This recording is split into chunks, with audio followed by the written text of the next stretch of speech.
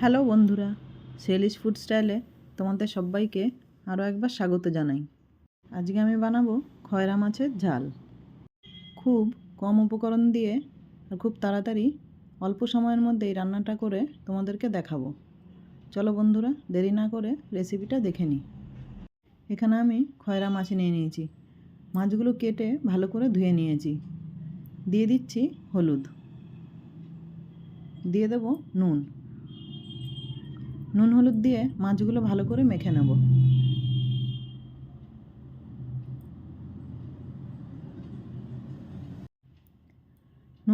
নুন হলুদটা ভালো করে মাখা হয়ে গেলে 15-20 মিনিটের জন্য রেখে দেব। একটা কড়াতে তেল দিয়ে দিচ্ছি। তেল ভালো করে গরম হয়ে গেলে নুন হলুদ মাখানো মাছগুলো দিয়ে দেব।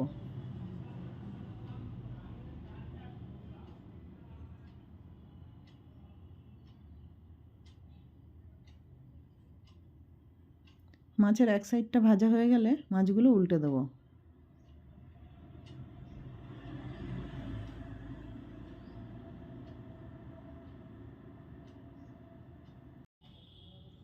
দুপিটেই মাছগুলো ভালো করে ভাজা হয়ে গেছে, এবার তুলে নিচ্ছি। এই একই রকমভাবে বাকি মাছগুলো আমি ভেজে নিয়েছি।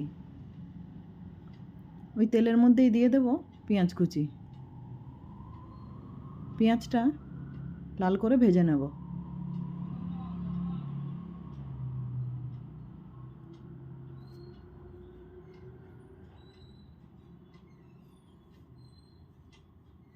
পেঁয়াজটা ভালো করে ভাজা হয়ে গেছে।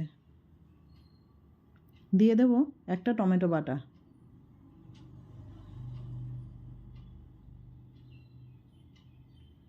পেঁয়াজের সাথে টমেটোটা একটু কষিয়ে নিচ্ছি। দিয়ে দেব লাল লঙ্কা গুঁড়ো। দিয়ে দিচ্ছি হলুদ।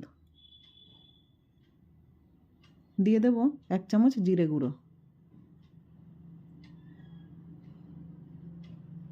মশলার বাটিটা ধুয়ে একটু জল দিয়ে দিচ্ছি। এবার মশলাটা ভালো করে কষিয়ে নেব।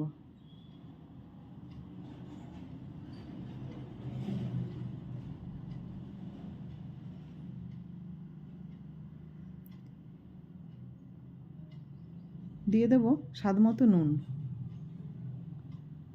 নুনটা দিয়ে আরও কিছুক্ষণ কষিয়ে নিচ্ছি। মশলা থেকে ভালোভাবে তেল ছেড়ে দিয়েছে আর খুব সুন্দর কষানো হয়ে গেছে। দিয়ে দেব পরিমাণ মতো জল।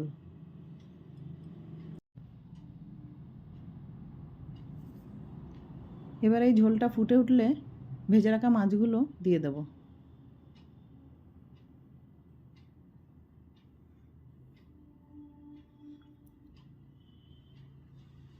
গ্যাসের ফ্লেমটা মিডিয়াম রেখে 8 থেকে 10 মিনিটের জন্য ঢাকা দিয়ে দিচ্ছি। 10 মিনিট পর ঢাকা খুলে দেখে নেব। মাছের ঝোলটা অনেকটা শুকিয়ে গেছে আর খুব সুন্দর মাখো মাখো হয়েছে। দিয়ে দেব চেরা কাঁচা লঙ্কা। কাঁচা লঙ্কাটা দিয়ে আরও 1 মিনিট মতো ফুটিয়ে নেব। খয়রা মাছের ঝালটা পুরোপুরি রেডি হয়ে গেছে গরম ভাত দিয়ে খাওয়ার জন্য। এবার আমি একটা প্লেটে সার্ভ করে নিচ্ছি।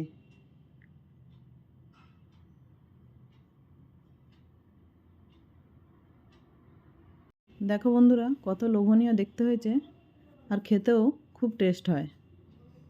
বন্ধুরা, খয়রা মাছের রেসিপিটা ভালো লাগলে একটা লাইক দিয়ে দেবে আর কমেন্ট করে জানাবে রেসিপিটা কেমন হয়েছে। নমস্কার বন্ধুরা, দেখা হবে পরের ভিডিওতে।